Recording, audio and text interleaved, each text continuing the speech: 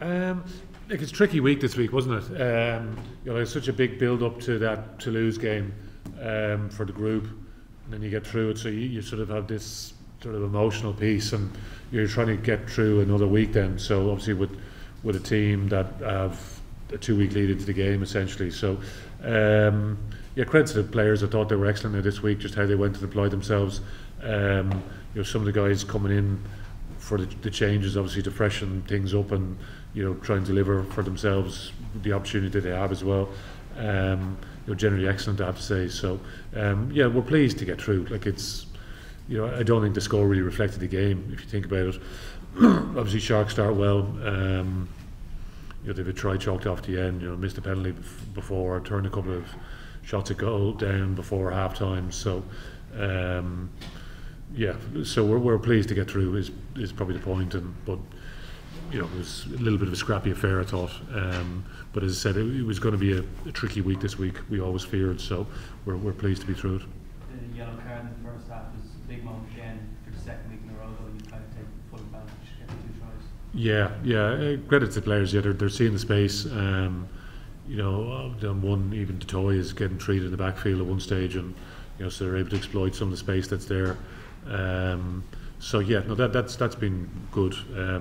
Obviously Cullen does well to score the try, but it's double whammy obviously for them when they lose Pimpy to the bin as well. So but even again, obviously at the end it gets a bit of gloss because it goes 28-12, the try gets chalked off and they lose another man to the bin, so then we're able to clear our lines and then we score. So as I said, I don't think the score was really reflective of the game, but as I said, we'll take it and move on, and we'll watch this other game with great interest now. I believe we're back here next Saturday at 5:30. So, even for supporters, like it's a challenge, isn't it? Like it's such an unusual dynamic. We talked about this over the last few weeks of this dynamic of playing a semi-final, followed by a quarter-final, then another competition, semi-final. So, but anyway, we're getting through them, which is pleasing, and the group is in pretty good shape still, hopefully. So. Move on to the next challenge, which is next week, but we'll see how this game plays out. So just Tyke at half time, was that an injury or? He's okay, yeah. So like it was nothing major, but anyway, brought Keane on. So Keane's the one, he had to come off there at the end, so just not 100% sure exactly what with him, but we'll get him checked out.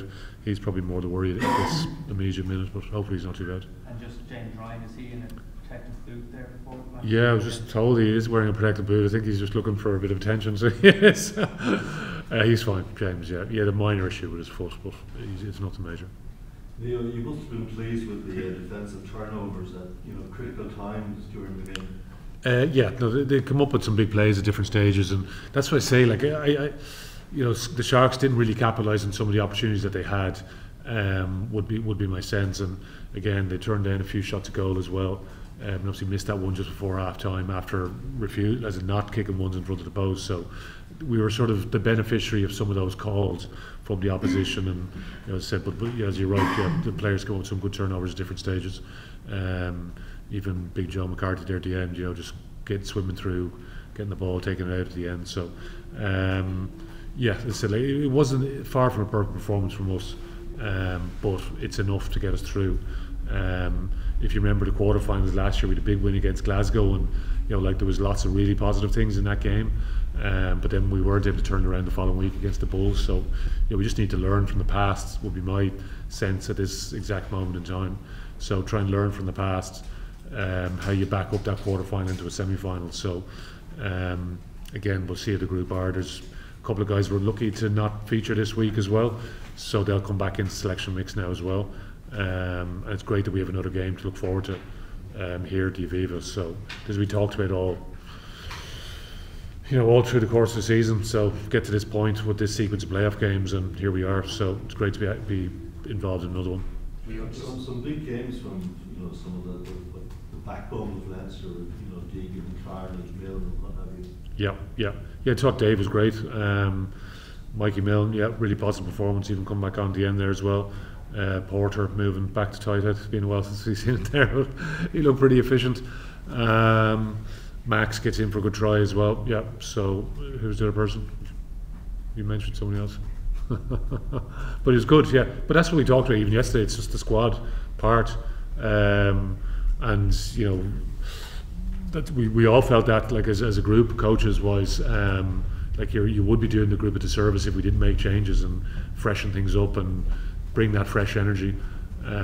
So yeah, we're pleased with how the group is travelling together, you know. So it's just important we enjoy this period now, isn't it? Like, so you're there and we're here playing in Aviva, it's fantastic. So we get another sort of dress rehearsal, isn't it? But we'll see how Glasgow go. Glasgow and Munster have had some pretty fiery encounters against each other over the last number of years, so I'm sure they'll have a good crack off each other. But we're kicking off in 10 minutes time. Leo, sorry, just in terms of that trickiness of the week, because it's a subdued atmosphere here, when you fall behind, are you anybody concerned about, just, are we confident your team will find a way through and manage it? I think we talked about that potential for the subdued atmosphere, because you're going off last week, which is what, 7,000, you know, and you're what, in around 15 there today, say, probably maybe less, which is still like a decent attendance. Like, for the challenge is, like, it's the sequence of games, you know. Again, I don't know exactly how you get that spot on, you know, to suit the spectator, I guess, the supporters. And you know, obviously when you have a South African team up here, or vice versa, if you have one of the Northern Hemisphere teams in South Africa, like, you know, there's going to be next to no travelling support realistically. So there's still some challenges with that. But, like, we're coming to the end of the second season of this competition, and you know, it's the nature of the teams, like they're beast of teams, like the South African teams are. And I think it's hugely exciting for the future. But there's definitely a few challenges to get the sweet spot, isn't there? But yeah, like, the credit to the players, I think they were good in terms of, you know, weathering that initial storm that Sharks came with. They're very clear in what they're trying to do, and you know, we talked a lot about some of those defensive pictures that the Sharks will present, and it wasn't perfect by any stretch of the imagination, but we were able to find where the space was pretty regularly, and that's what created some of the opportunities where the tries were scored. So you know, great crossfield kick from Harry to Jordan Larmour. You know, obviously Cullen was good in terms of how he took his try. We created some opportunities again where we went the length of the field, and then we get the penalty, and obviously kick the corner, that gets stopped, and then there's that tap and go sequence where we get in. So Mikey Milne as well. So there's a good variety in there, and guys are putting their hand up, and that's what you want, you know. So it gives us some positive selection headaches now. Back to your question already. So but that's what we want, you know. We want it to be competitive. We want the group to be pushing each other on. So, but again, we know we've 2 more weeks now of enjoying each other's time, and hopefully we'll have a week after that as well. It'll be 3 weeks. But yeah, but big thanks to the support and everyone that turns out and just creates the interest in these games, because, you know, like, it's a challenge, isn't it? Because everyone goes, okay, we're back to Aviva again. So there's challenge within that, isn't there?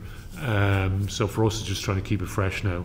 But we're very appreciative, you know, for everyone that's here, you guys included. So because we need that interest in the game.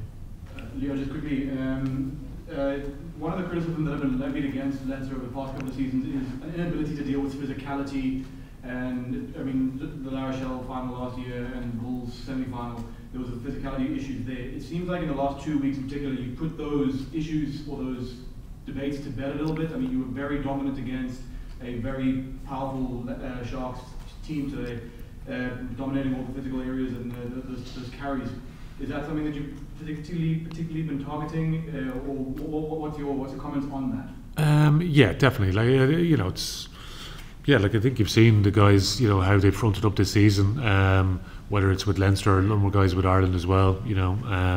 But it's definitely been a big focus point for us, like that physical piece and how we set our stall out in games. So yeah, no, players are working well. You know, Sean O'Brien's come in around that contact area. You know, he's been excellent in terms of how he's driven things. Had his window as head coach as well with the babies out in South Africa.